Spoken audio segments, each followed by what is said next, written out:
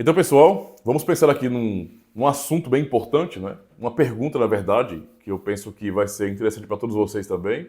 E eu quero com certeza ler a opinião de vocês aqui nos comentários, tá? A pergunta é possível uma reforma, não é? Uma reforma espiritual, religiosa aqui no nosso Brasil? É possível isso? Ah, então, eu vou responder, eu vou falar um pouco sobre o que eu penso sobre isso, mas eu realmente estou pedindo a vocês, né, que coloquem as opiniões de vocês aqui. Falem sobre isso, respondam. O que é que vocês pensam sobre isso? Eu vou ter muito prazer em poder ler as perguntas ou as respostas de vocês, os comentários e fazer vídeos depois comentando também ou respondendo, tá? Então vamos começar respondendo isso, né, para mostrar a minha opinião a respeito desse assunto. Se é possível uma reforma no Brasil, uma reforma espiritual no Brasil, eu poderia dizer que sim e não. E eu vou começar com o não primeiro. Eu vou dizer não é possível uma reforma espiritual no Brasil se o que nós temos em mente é a grande reforma protestante. Ou seja, nós temos que compreender que aquilo que aconteceu lá no século XVI, não é, o que iniciou ali, não vai se repetir. Então não é a mesma coisa, não pode ser a mesma coisa, porque não é o mesmo contexto. Não é? Nós temos que tomar cuidado para não confundirmos, não é, nesse sentido, os contextos. Estamos agora no século XXI, muita coisa mudou de lá para cá. O mundo de hoje, embora seja o mesmo mundo, não é, repleto de pecadores, ainda assim, em termos de cosmovisão, muita coisa mudou. Tá? Então, não é a mesma coisa. Naquela época, Idade Média, né, era muito básico para as pessoas a compreensão, por exemplo, de que há um Deus e, portanto, ele opera a sua providência, por exemplo. Havia confiança nisso. Não estou dizendo que havia fé genuína em todas as pessoas, estou dizendo que, pelo menos esse básico de princípio, as pessoas aprendiam, era comum pensar desse jeito.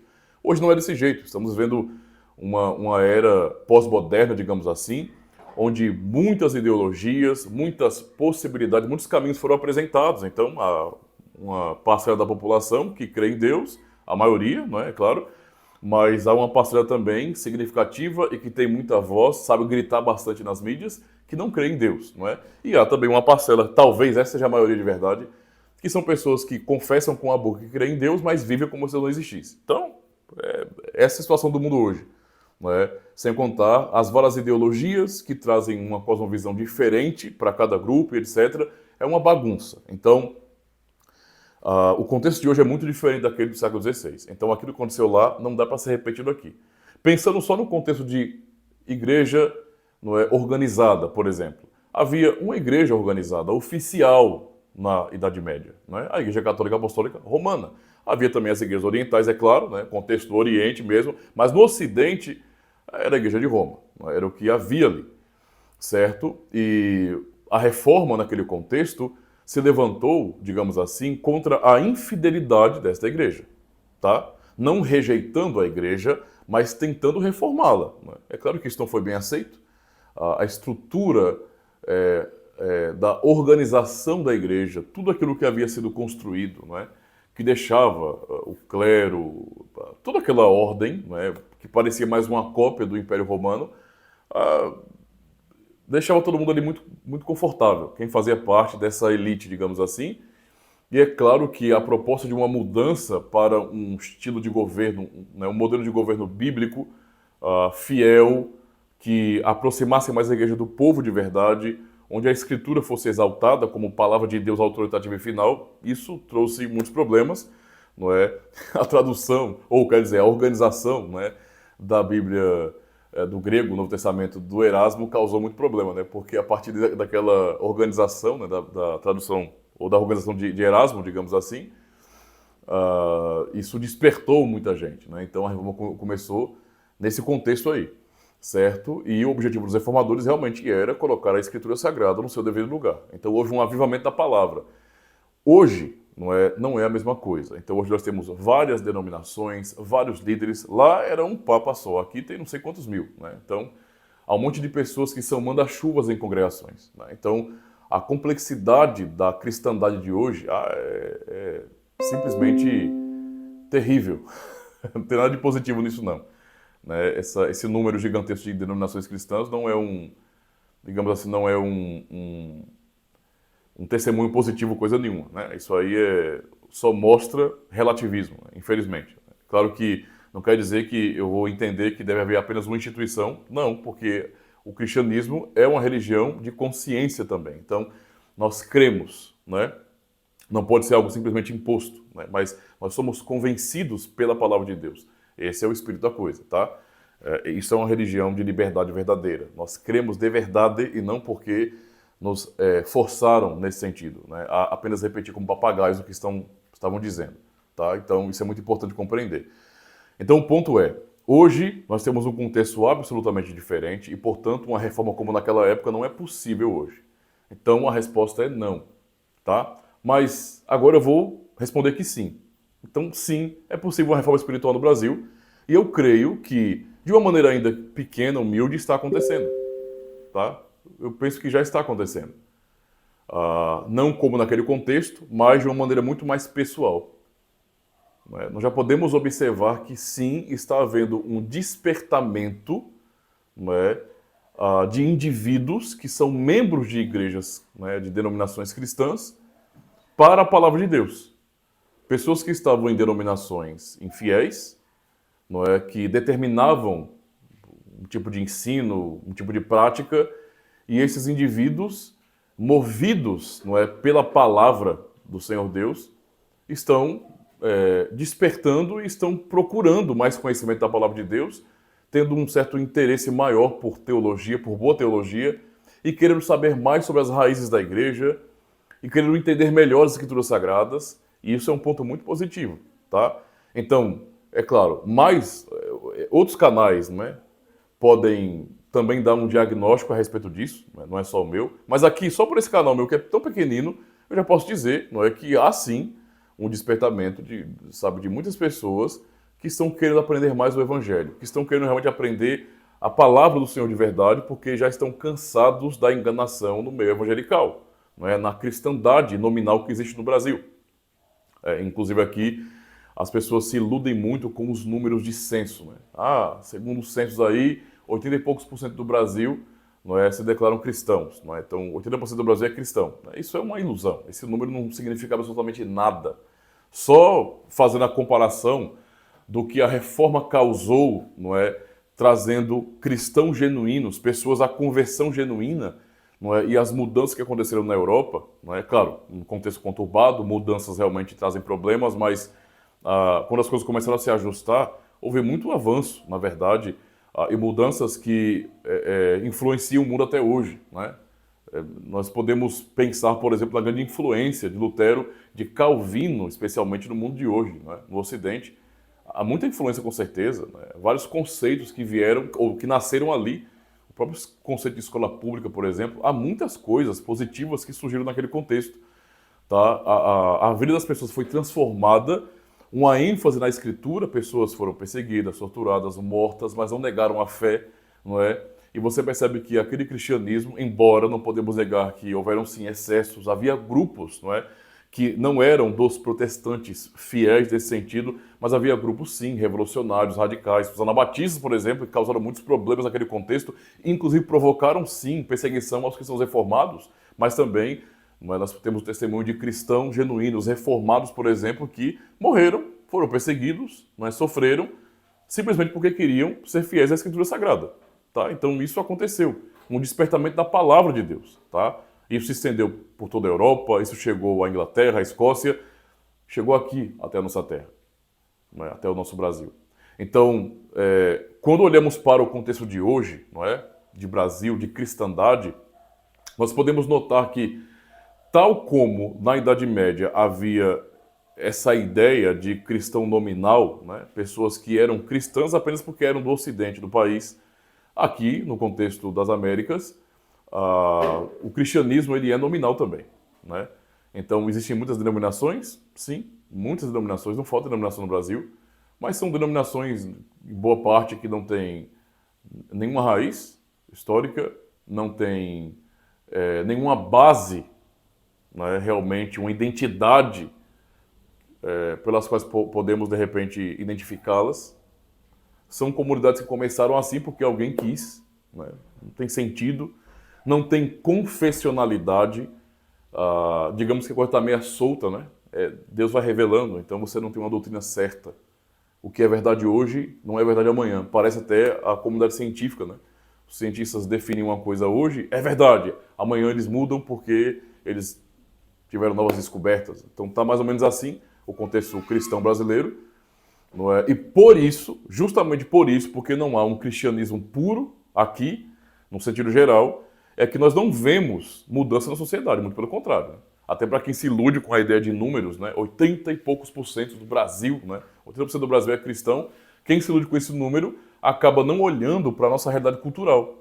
Ah, mas nossa cultura é cristã. Ora, entenda. Né? Tem até quem diga isso, né?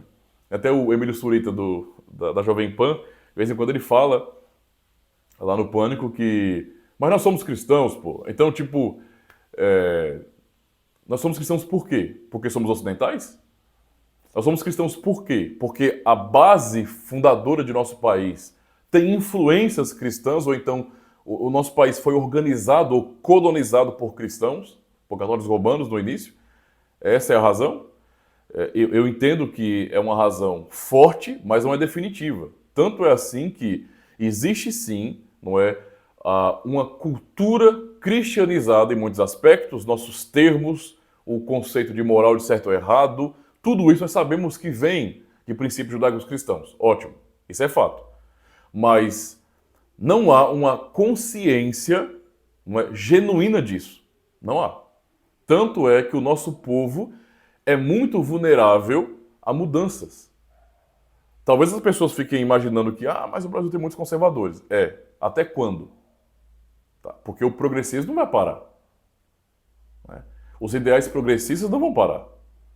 E eles estão cada vez mais conquistando novos adeptos. E a geração que vai nos substituir, digamos assim, não é? Por nossa própria irresponsabilidade, não será mais forte do que a nossa.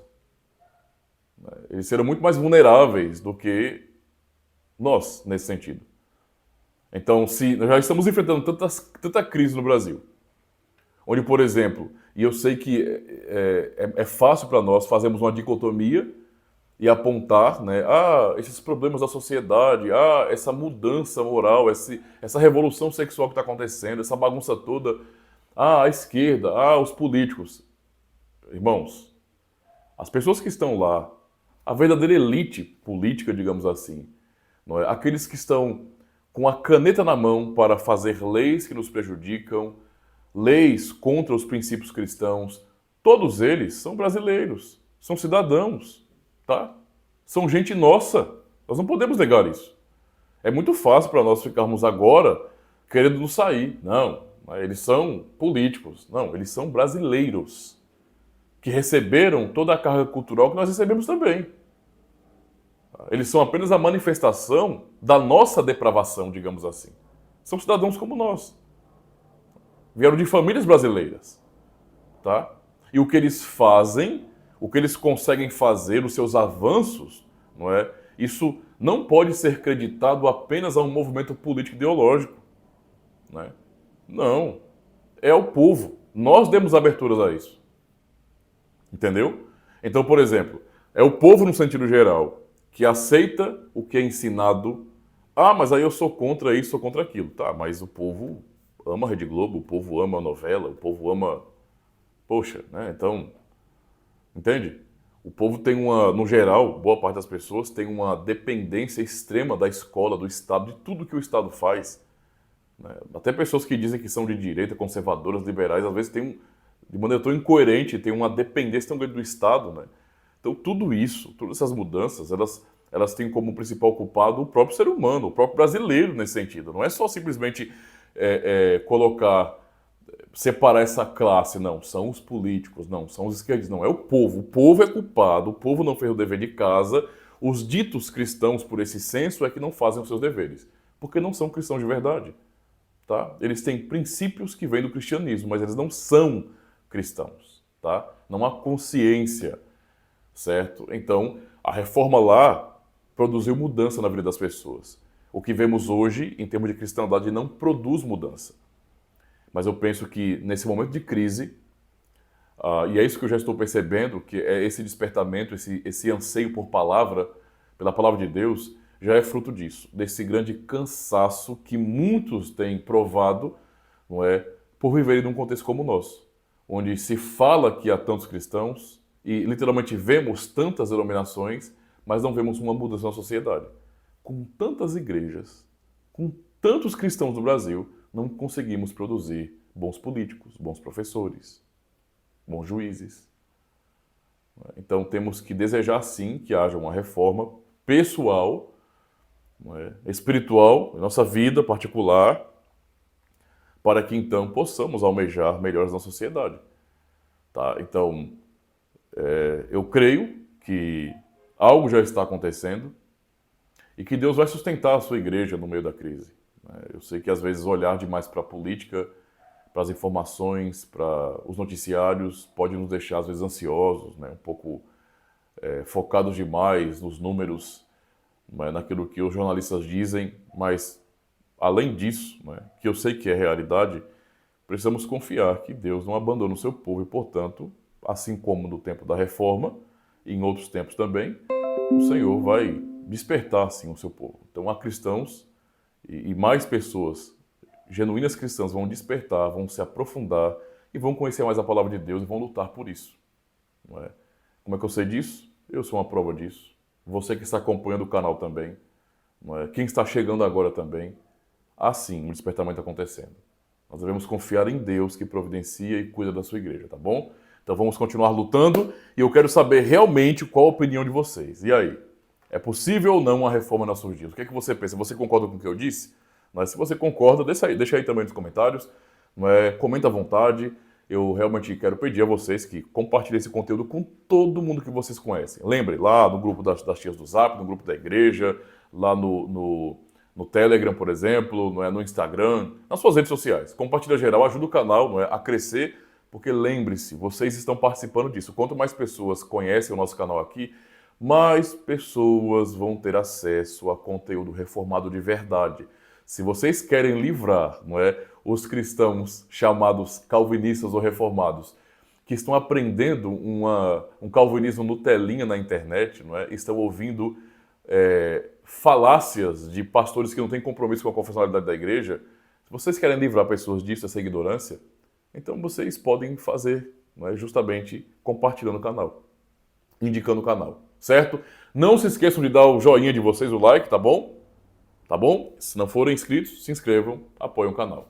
E eu falei tá bom 2 vezes e agora a terceira. Valeu, muito obrigado.